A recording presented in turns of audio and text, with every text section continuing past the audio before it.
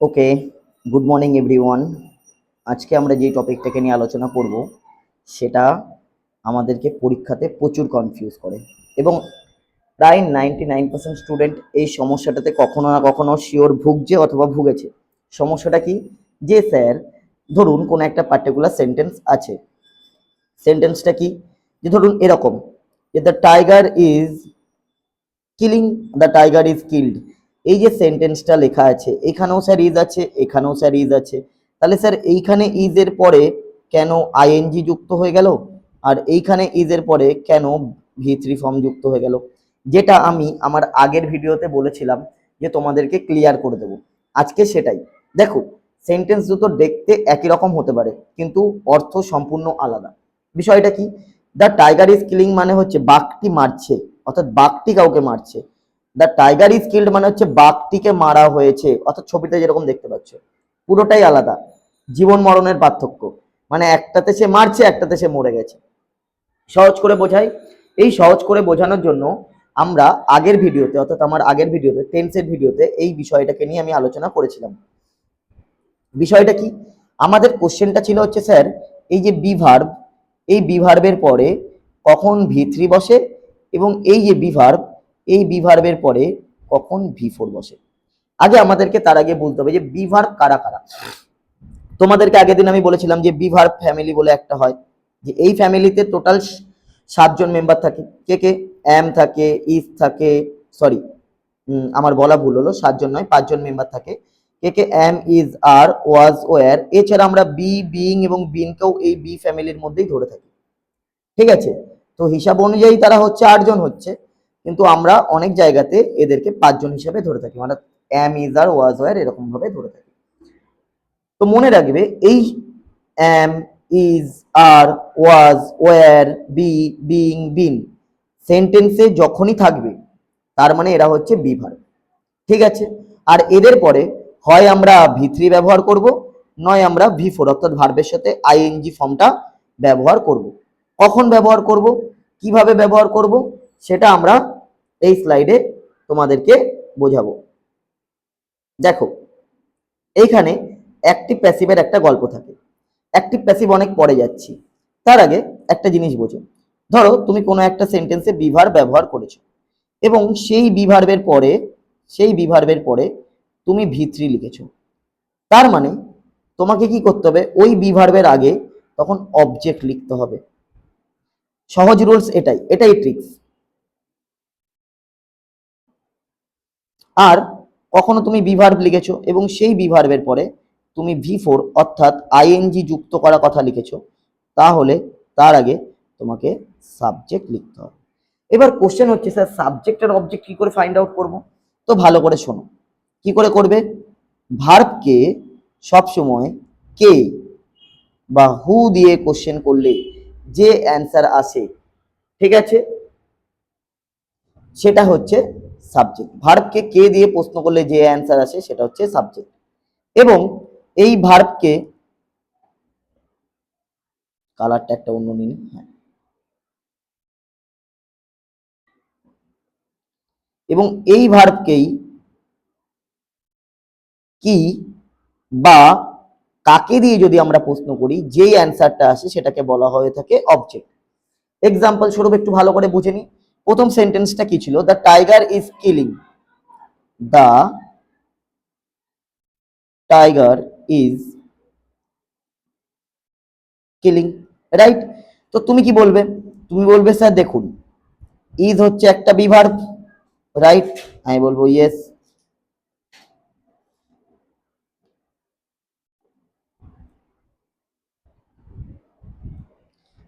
এবার তুমি বলবে এই বি ভার্বের পরে স্যার ভি3 বসেছে, সরি ভি4 বসেছে। ওকে, তো এই ইজ এর পর ভি4 বসেছে, তার মানে স্যার এই জায়গাটাতে না সাবজেক্ট থাকা উচিত। দেখো, কিল মানে মারা, প্রশ্ন করে দ্য টাইগার ইজ কিলিং মানে বাঘটা মারছে, কিল মানে মারা, কে মারছে, কে দিয়ে প্রশ্ন করে আমরা কি পাচ্ছি? সাবজেক্ট পাচ্ছি। কে মারছে? দা বাঘ মারছে। যেরকমটা আমরা প্রথম স্লাইডে দেখেছিলাম যে কে মারছে? বাঘ মারছে। দেখো প্রথম স্লাইডে কি দেখেছিলাম? দ্য টাইগার ইজ কিলিং অর্থাৎ বাঘ মারছে। তো কে মারছে? বাঘ মারছে। তো ওই জন্য বি ভার্বের পরে ভি4 রয়েছে, কিন্তু বি ভার্বের আগে তখন সাবজেক্ট রয়েছে। একই রকম ভাবে আমরা যদি ওই স্লাইডটাতে চলে যাই, আরেকটা সেন্টেন্স কি ছিল, the tiger is killed, right? ওখানে বাংলাটা কি লিখেছিল, বাঘকে মারা হয়েছিল। তো প্রশ্ন করো, কিল্ডকে কাকে মারা হয়েছিল? এবার আমরা কাকে দিয়ে প্রশ্ন করছি, কাকে মারা হয়েছিল? উত্তর আসবে বাঘকে মারা হয়েছিল। তো অবজেক্ট। চলো আরো কিছু আমরা এক্সাম্পল নিই, যে এক্সাম্পল গুলো থেকে আরো কিছু কিছু জিনিস ইজিলি ক্লিয়ার হয়ে যাবে। ধরো আমি একটা সেন্টেন্স এখানে লিখছি, সেন্টেন্সটা কি,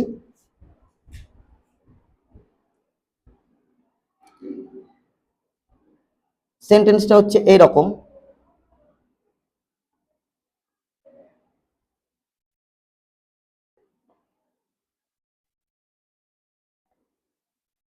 রাম ইজ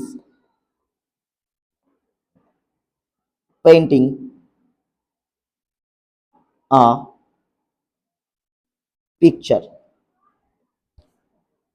সহজ করে বুঝি, Ram is painting a picture, কথাটির মানে কি, রাম ইজ পেইন্টিং, রাম রং করছে একটা ছবি। এবার আমরা একে কে দিয়ে প্রশ্ন করব আর কি বা কাকে দিয়ে প্রশ্ন করব, দেখা যাক উত্তর আসে কিনা। তো সবার প্রথম প্রশ্ন করো, পেইন্টকে প্রশ্ন করো, পেইন্ট মানে কি, রং করা, আর এটা হচ্ছে একটা ভার্ব। তো এই ভার্বকে প্রশ্ন করো যে কে রং করছে, উত্তর আসবে কে, রাম রং করছে। কি রং করছে বা কি পেইন্ট করছে, একটা পিকচার পেইন্ট করছে। তাহলে কি দিয়ে প্রশ্ন করে আমরা এখানে অবজেক্ট পেলাম। আর তুমি কি বলবে, তুমি বলবে স্যার দেখুন ইজ হচ্ছে একটা বি ভার্ব, তো বি ভার্বের পরে এটা ভার্বের V4 ফর্ম বসেছে বলে বি ভার্বের আগে সাবজেক্ট আছে। এই কথাটাকে যদি আমি ঘুরিয়ে লিখতাম, a picture is painted by Ram, তাহলে বিষয়টা কি এসে দাঁড়াতো, তোমরা বলতে স্যার দেখুন ইজ একটা বি ভার্ব, একটা ছবি পেইন্ট করা হয়েছে কার দ্বারা, বাই মানে হচ্ছে দ্বারা, কার দ্বারা রং করা হয়েছে,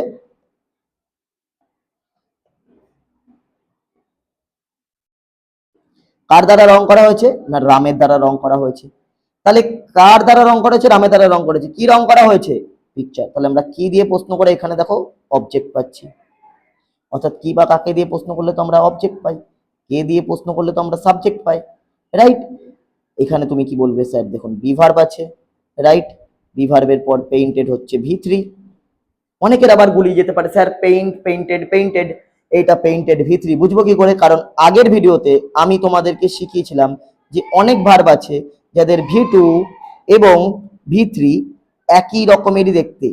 যেমন এই পেইন্ট, এই পেইন্টের V2 কি, পেইন্টেড, এবং এর V3 কি, পেইন্টেড। বুঝবো কি করে স্যার এটা V2 না এটা V3? আমি বলেছিলাম যদি এটা V2 হয় তাহলে এই সেন্টেন্সে নো অক্সিলারি, অর্থাৎ কোনো অক্সিলারি ভার্ব থাকবে না। আর যদি এটা V3 হয় তার মানে এখানে 100% অক্সিলারি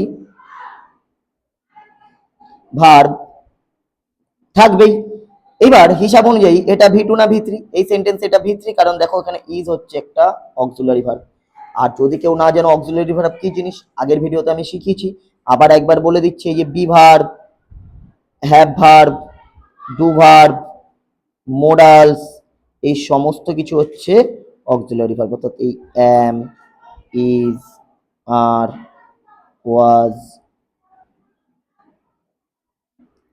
ওয়্যার, এদিকে have, has, had, do, does, did. মোডালসে এদিকে যতগুলো 13খানা মোডালস ছিল, শ্যাল, উইল, যে যা যা আছে। তোমরা চাইলে পুরোনো ভিডিওটা দেখতে পারো, এবং ওই পুরোনো ভিডিওটা দেখলে তোমাদের ওইখানে টেন্সের আমি একদম বেসিকটাকে জল ভাত করে দিয়েছি। তোমরা পুরো ভিডিওটা দেখো, বেশিক্ষণের ভিডিও না, 15-16 মিনিটের ভিডিও, দেখলে আশা করি ক্লিয়ার হয়ে যাবে। এবং আমরা এই ভিডিওতে যেটা প্রমাণ করার চেষ্টা করছিলাম যে বি ভার্বের পর কখন V4 বসে, বি ভার্বের পর কখন V3 বসে। তাহলে ক্লিয়ার একদম সাবজেক্ট, দেখি বি ভার্বের পর আমরা V3 তখনই ব্যবহার করব যখন বি ভার্বের আগে অবজেক্ট থাকবে, এবং বি ভার্বের পর V4 তখন লিখবো যখন বি ভার্বের আগে সাবজেক্ট থাকবে। বিষয়টা কি, সাবজেক্ট আর অবজেক্ট কি করে ফাইন্ড আউট করব, কে দিয়ে, অর্থাৎ ভার্বকে কে দিয়ে প্রশ্ন করলে আমরা যাকে পাবো তাকে সাবজেক্ট বলবো, এবং ভার্বকে কি বা কাকে দিয়ে প্রশ্ন করলে যেটা পাবো সেটাকে অবজেক্ট পাবো।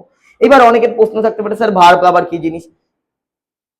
আরে পাগল, ভার্ব হচ্ছে সেইগুলোই, অর্থাৎ এই V1, V2, V3, V4, V5 এই করে করে সেগুলো যেগুলো ছোটবেলা থেকে মুখস্থ করেছো এগুলোকেই ভার্ব বলা হয়। অর্থাৎ ভার্বে যেগুলো গো, ওয়েন্ট, গন, প্লে, প্লেড এরকম টাইপের যেগুলো তোমরা মুখস্থ করেছো এগুলোই হচ্ছে সব verb.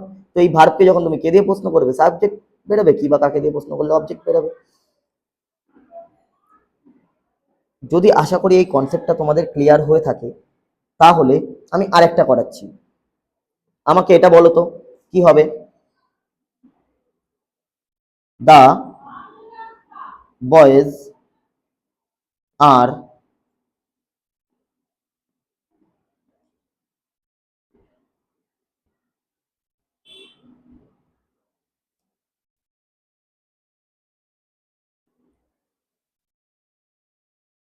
Noise, the boys are making a noise।